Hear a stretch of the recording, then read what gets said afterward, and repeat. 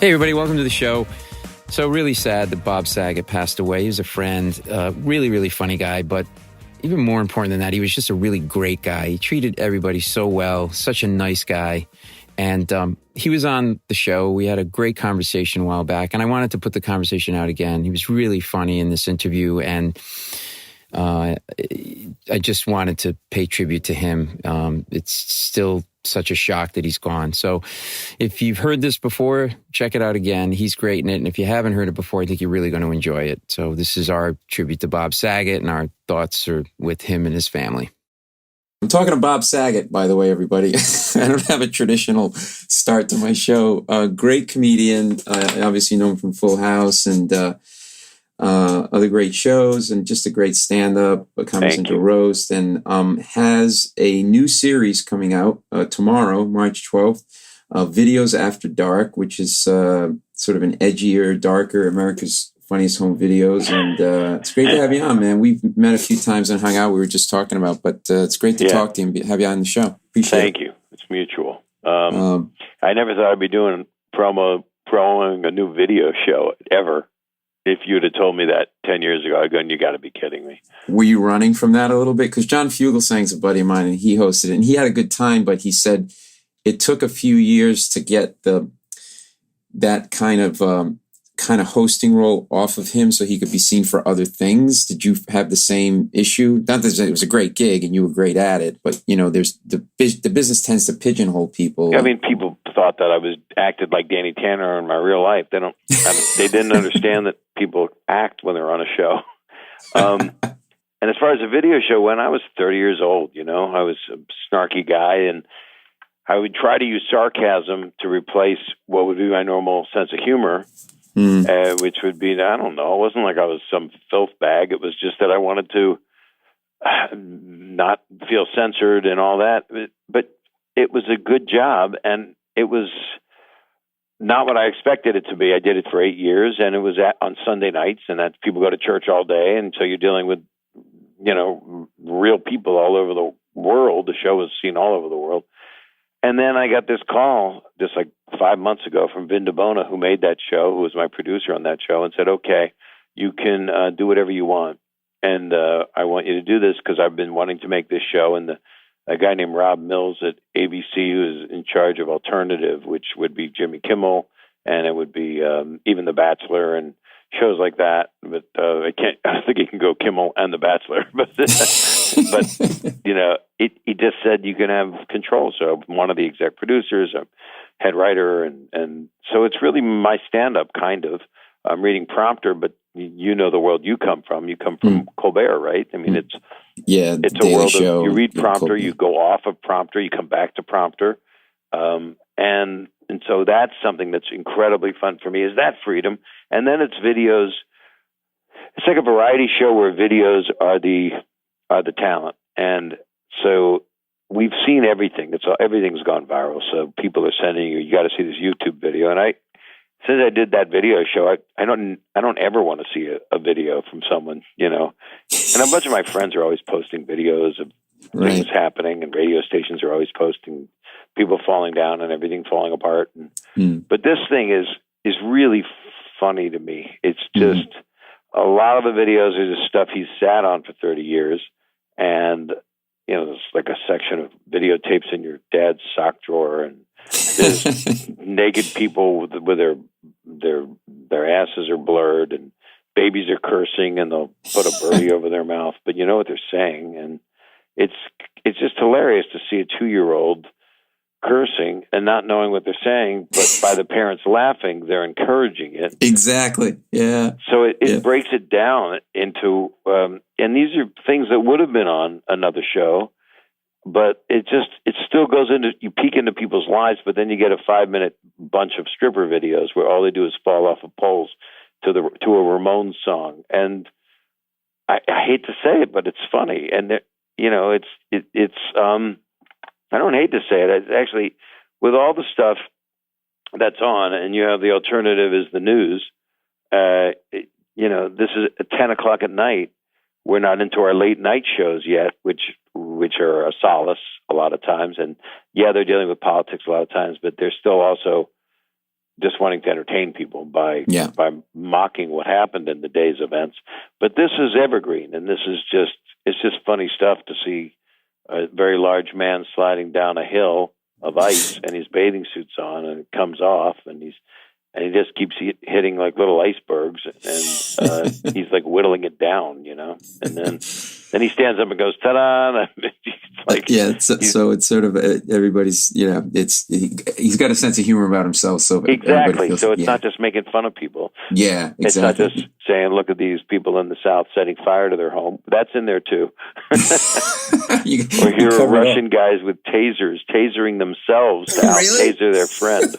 That's hilarious. It's hilarious. Vin is from my hometown in Cranston, Rhode Island, actually. Fellow Rhode Island boy. And I know you've been working with him a long time. Yeah. I know you were writing, I think with 2 Canadian writers, all of your work, your words and prompter, and also you were doing the sort of the voiceover for the videos. Yeah, and now all those voiceovers are back. And so I've got my same little cast of wannabe Mel Blanc voices, That's wanting great.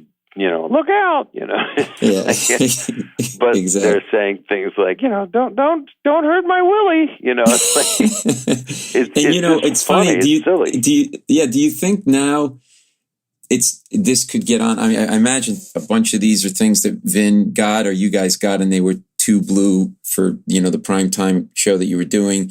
And now that this show can exist because of social media and the internet, and people are seeing so much stuff that the rules are a little more lax with the networks now. And they are, and they're not. I mean, there are certain types of videos that the network won't let on because it's just they're still getting over the NYPD Blue showing nudity years ago. There are. And we're talking about a company that it's Disney, so right.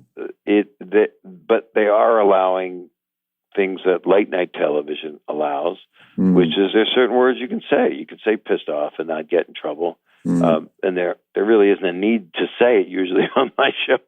Right. But I'm able to say stuff I'm able to prove the point of doing what people would groan at me in the old day and call it a dad joke. Yeah. But then I say it again and add the word penis, and it gets a giant laugh.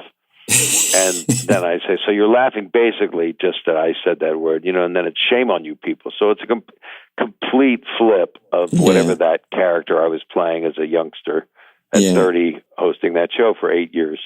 And I never thought I'd be doing a video show, but I have full reign. I mean, I'm able to, if people like it, I get to play. And that's, and it's really a skill, as crazy as that sounds, to look at a video and make a whole story that doesn't exist with voiceovers. And so you got to write jokes to these videos. You're basically, you're dubbing a movie is what you're doing. And it's a fun thing to try to figure out the puzzle of that.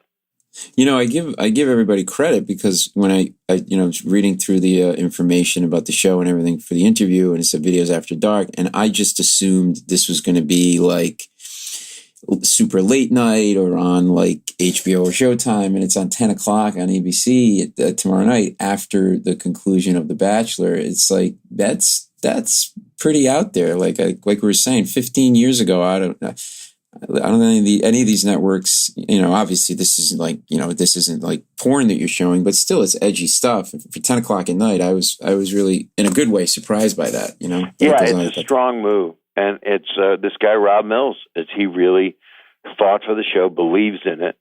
And that is something you don't have that often. The shows that you watch, that I watch, that you love, that you go, my God, I don't know if you're a Game of Thrones fan. Are you? Mm-hmm. Yeah. Yeah, so I'm excited about that coming back. And, absolutely. And I think HBO is probably, having to sell a building to finish paying for them. But and I talked to those producers one night, and they're going, no, we're not the best show. The Sopranos was the best show. And I'm going, well, I was on Full House. and now I'm on Fuller House, and that's on Netflix. That's the last season. You want to know what happens? Because I don't. I don't know what's going to happen. But I'm happy to do family stuff. But I'm also, I directed this movie called Benjamin, and it's coming out in a couple months. And maybe I'll try to hit you up and see if you can talk to you again. It's Absolutely. It's Rob Corddry and Kevin Pollak and Dave Foley. No, Rob's a buddy of mine. We worked together on The Daily Show. I love him so much, and he did me such a solid, and he played such a cool character. We think my son is on drugs, and Rob is a family gynecologist, and he's the only doctor, so we make him lead the intervention on my son. He's always got that, like, whatever part he does, even when he was doing his persona on the Daily Show, there's this little psycho glint in his eye. Like, he's got that smile and almost the everyman, but then, like, you feel like he could snap at any moment. Like, there's this, I don't know, it's just so funny the way he plays stuff. He's hilarious, and he is such a skilled actor. He's really incredibly on point. And he really helped keep me together because I was directing and acting in it and playing somebody who was out of his mind. So it's not No Coward, but it's definitely a hardcore dark comedy. And I just want to do good work, and this show I actually believe is good work. I think people would watch it over a lot of other things. For one thing, if you're into your serial and you need to have your show and see what happened to your characters that week, then that's another thing, and I understand that. But this is a show that's you could put it on at any point and go, oh my God, I got to see what I missed before, because there's not a miss in the first episode. Which is also important now because people aren't watching television the way that we did 15 years ago. People are DVRing it or watching it on their phone or pulling, you know what I mean? So this is a perfect show for that because, I mean, there's no such thing as appointment television really anymore, right? Like, you got to see it tonight. Like, it's funny because I had Norman Lear on and he was talking about... He's a friend of mine. He teaches me who I am. Oh. He's one of the best people on this earth. He's a dear friend. He's Obi-Wan Kenobi, isn't he? Yeah.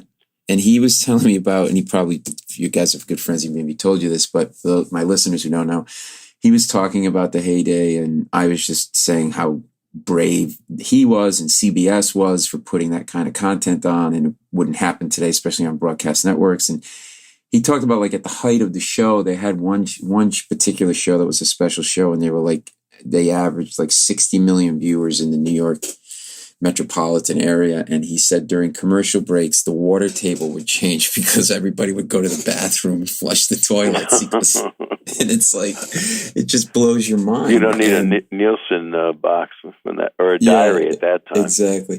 I snuck into All in the Family. I watched 2 of them being filmed, and I wanted to ask you about that because I was watching you, and you talked about you snuck into Mary Tyler Moore's show and the Bob Newhart show. Yeah. So what did you take? Because I also wanted to talk to you about your Comedy Store days and how, you hosted for 8 years and you were working with Richard Pryor and Robin Williams. And like, I think if you're, and I'm going to sound like a pompous ass, but like if you're an artist in some way, and I think what we do is art, like, so you absorbing, just like painters absorb from each other. Like, so it's like kind of a 2-part question, but like when you will go to those sitcoms, looking back now, were there things that you kind of absorbed that you took with you when you were performing on Full House or in your acting in general? Well, yeah, it part of it had to do with just the way a studio audience is done and how they're kind of watching a play. And I'd been on a couple of good shows as a guest, and then, Full House was shot it took a long time to shoot. It had a lot of kids on it, and the cast was huge. It was like 62 people or something. But it was, you learned certain things by watching that, but the level of writing of All in the Family, it's matched mostly by cable shows, and the level of performance. You're almost watching a play. I mean, it took 1 hour and 20 minutes for them to shoot an episode. Writers didn't come around with clipboards and their notebooks, whereas like Mary Tyler Moore show, James L. Brooks and the writing staff would all surround them after a scene and give them notes and dissect it. It didn't make it any less a great show, but there's something to be said for how All in the Family was done. And there was only one way to do it, and it was done by a genius. And yeah, absolutely. And on average, so I mean, some listeners who don't know the inside of the business, so on average, a Full House episode. I mean, generally sitcoms can take up to 4 or 5 hours to shoot, even though you're shooting a half hour, because of what you just said. A lot of starts and stops and that kind of stuff, right? Right. And rewrites on the floor in the moment, right? And a lot of times the audience would leave. I mean, people over at Friends or Cheers, after 8 hours of meticulous joke honing, and then, getting it right, getting everything they wanted, figuring out why this joke doesn't work. Norman's attitude, and it's interesting because last night when I was at a couple nights ago, I've lost track of everything because it's so early, and I'm a tired man. John Wells, this great writer, does Shameless for 9 years, and then did ER and did West Wing. So he really is another patriarch and great writer, showrunner, and understands the whole process. Their scripts are finished when they go and shoot these shows. And yes, they're single camera shows. Not rarely they use 2 cameras so they can get it done. But in the way that they do these shows, they have the script. They're done. And All in the Family was done. If any changes were to be made, there were a slight tweak. And a lot of these other shows, they would always be tabled by 12 writers, and then they would just keep fixing them while they were doing them if something didn't play in front of the audience. And there's still classic television that came out of that. And Full House was no exception. Kids would be waiting on the couch while writers were trying to figure out how to fix a joke, Right. So it all is basically, there's only so many ways to cut an apple when it comes to that. But doing this show, this video thing is, it's just, and I'm out on tour hardcore, doing my stand-up. I'm in New York a lot too. So if you want to come to a show, absolutely. Yeah, I'm in April. I'm at, where am I? I'm at the PlayStation Theater, which is in Times Square, and that'll be on, when is that? That's April 13th. And I'm in Red Bank, the Count Basie Theater. You ever been there? No, it must be. Is it beautiful? It's pretty. It's really pretty. It's the 11th. Okay, April 11th. April 13th. Huntington, New York. Is that far? That's on Long Island. That's like an hour and a half. Yeah, I'm at the Paramount there. So that'll be all in April and stuff. So if you want to come to a show, look at my thing and then hit my guy. Yeah, absolutely. The PlayStation Theater is just down the street from the Late Show with Colbert. I'll set right you all by up. Times Square. So do you work over at Colbert? Do the warm up over there, and I used to write on the Daily Show. Did I meet you? Because I've been on the show. I was there with David. I think we have. Usually I kind of don't go bother the guests too much, but and we've met at a couple of clubs too. I think it's one of those like kind of you just run into each other, and like we were saying at Chappelle's. Right. And did you the days of when you were a young comic? And you were working at the Comedy Store, I know you had won a Student Academy Award for a film you did. You went to LA and you performed, and Mitzi, the owner of the store at the time, passed you and you started working. And I always get asked this question by people who aren't in the industry, like, who's your favorite comic? And my answer is I don't have a favorite. I like different ones for different reasons, like the precision of Rodney Dangerfield in his writing and delivery, just the Jonathan Winters and Robin Williams for their just fast mind improvisation, Carlin for his point of view, same with Pryor and stuff. So you're working with literally all of these greats that I just mentioned, and then some, Andy Kaufman, Letterman. Were you sort of absorbing different things from, not consciously going, okay, I'm going to do this kind of thing that Pryor does and this kind of thing that Robin Williams does, but did you find, maybe looking back, that it helped develop you and your point of view, or did you absorb anything from these different people, and if so, what? Well, I didn't want to do what some comics do, which is absorb people's style, and all of a sudden they're doing that comedian, and that leads ultimately to nowhere. Yeah. But then when everybody has their own thing, that's why I've never loved the lineups of comedians. It's like, oh no, I'm going to do a joke, and it'll end up in a writer's room somewhere that someone's working, and it's happened to me recently. A few times some of my jokes are all of a sudden from my last special on watching a talk show, and I hear my joke, then I go, wait a minute, I don't think Two Minds could have thought of that. I don't think, but maybe they did.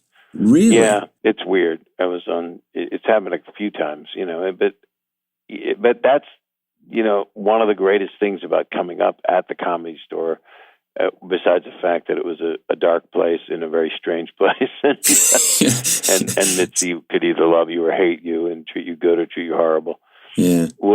And she was good to me. It started me off, and then one day told me I wasn't funny anymore, and that's always good for a 26-year-old to hear. Yeah, I know. Trust me. There's a couple people who run clubs to this day that are like that, and I think it's all about them and their own insecurity. And I always say power in the wrong hands. I mean, obviously Hitler, but power in the wrong hands by people who don't know how to use it is a bad thing. And generally, people who abuse it, I think, in this business in those positions are people that never had it, and they're insecure, and so it fuels their own sense of self that they can manipulate people. It's you got to have a tough constitution, a tough skin. And that's always going to be around, but people are a little bit more in check right now because everybody's getting hit with, how they're treating people. Yeah, that's a good point. Which makes it not the worst time. It's because people, I can't help but think that we're going to fall upward somehow. That it's not. We're not going to continue a McCarthyism kind of way of.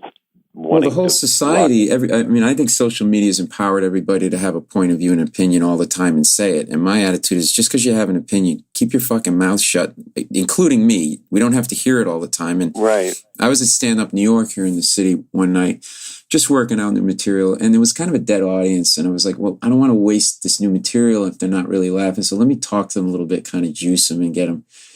So I'm talking to this couple in the back, and it's like a married couple. I don't know, they're in their 50s or whatever. And the guy's answering all the questions, just like standard, like get to know them kind of stuff. And then I said, how long have you been married? And the woman goes, 25 years. And the way she said it, it was funny. And everybody laughed. And then I go, oh, that was funny. And then this other woman who was like 28 or not 29 goes, what, a woman can't speak in public? And I'm like, what? And she goes, well, you laughed at the woman. I go, well, it was kind of funny the way she said, well, only men can speak? And then the whole crowd's like, oh, come on, lady. And it was very clear, like she had this agenda. And I said, look, we're going to do one of two things here. I said, you can either just go out to the bar. There's a window and I'll be done in 15 minutes and I'll get off and you can come back in, or you can sit there and shut the fuck up. I said, but you can't. I said, you need to have a march. You need to go get a permit and have a march or get a petition because you're putting your own stuff onto something that didn't happen. And that's happening a lot. Like right. not just in comedy clubs, but in general in life, people seem to have their antenna up for controversy when there is none, Yeah. It's exactly the problem. Exactly the problem. And it's also everybody wants to have a voice. And that's why you don't even know if the people that are complaining are valid, or if things happen to them that they're claiming happened. But then certain other people, people are going to jail because they are admitting something on Twitter, and then they're saying, well, yeah, I did it. And some of them are not having a career anymore and don't go to jail, and some of them go to jail because accusers have a case and it's real. And then we find out all this stuff, it's not real, that it's a hoax, that these people are... So it's not the most positive time that we're seeing right now. No, not at all. So going out and doing stand up for me is so important to me, and I've just attacked this tour. It's really interesting, and I want to have new stuff, and I want the stuff to be funny. But I'm also getting into social relevance and things. When I was 5 years old, there was the segregated bathrooms, and I didn't know what they were, and so that's a 10-minute thing to talk about. And that's sort of new. That's sort of newer territory for you, like the more social commentary stuff, right? But it has a punchline. I'm able to weave things around, and so I'm still able to turn it somehow into a penis joke, and that's it's odd that it's the heart is there. And I guess I would say I'm copying to Richard Pryor on that, because that's what he would do. He would go really dark and talk about really dark stuff, and then come out of it with something that you didn't expect. And that's sometimes my favorite stuff, when it gets really quiet and then it kind of sneaks up on you, kind of thing. Yeah, and then there's a burst of relief that comedy exists, and then there's a bunch of people that aren't funny. But now I'm watching, like, Colbert is so in the zone now. It's like so interesting to watch. He's, it's like from when he started, and everybody goes, well, God, he's so much better. And I'm like, what are you talking about? First thing is he was masterful on his old show. Next thing, he's in the Ed Sullivan Theater taking over for one of the biggest people that ever hosted a show. The boots don't get put on that quick.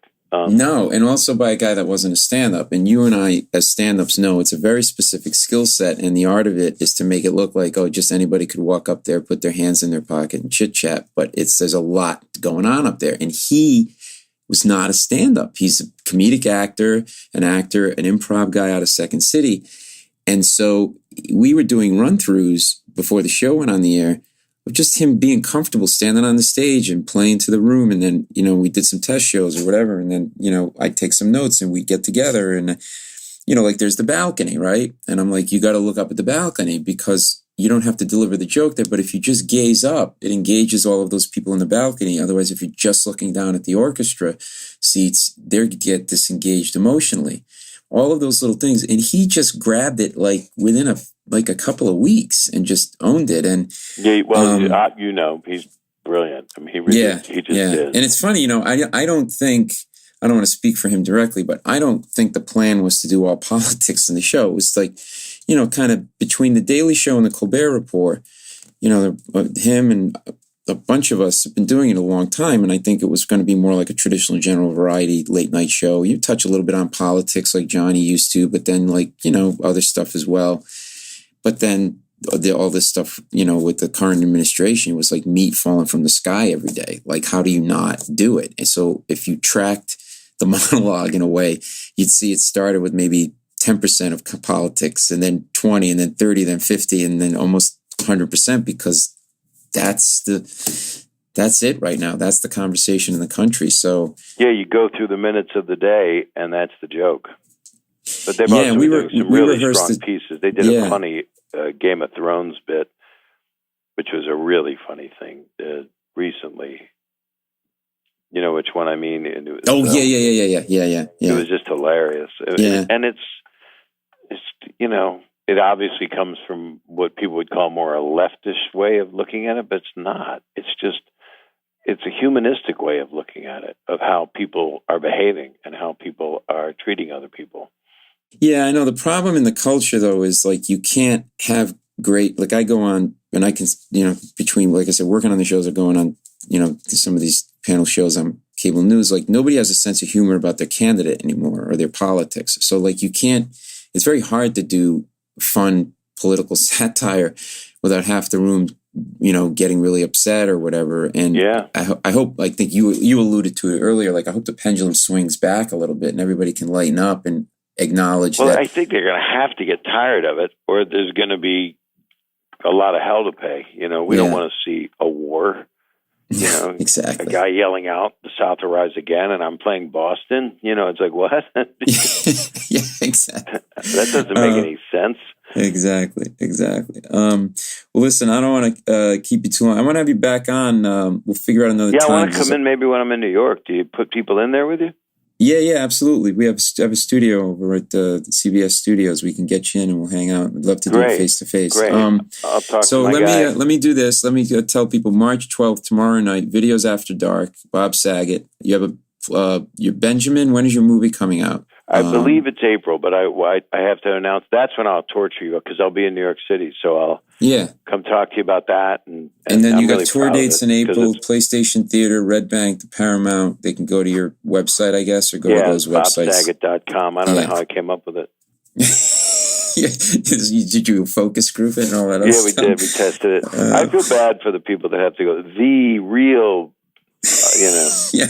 .net.org. Genuine, Trust me, I've come close to shooting somebody when they put that dash or that underscore in their emails. And my God. Like, why is that in the middle of their name? Really? You just come up with a name Daisy or something. I don't know.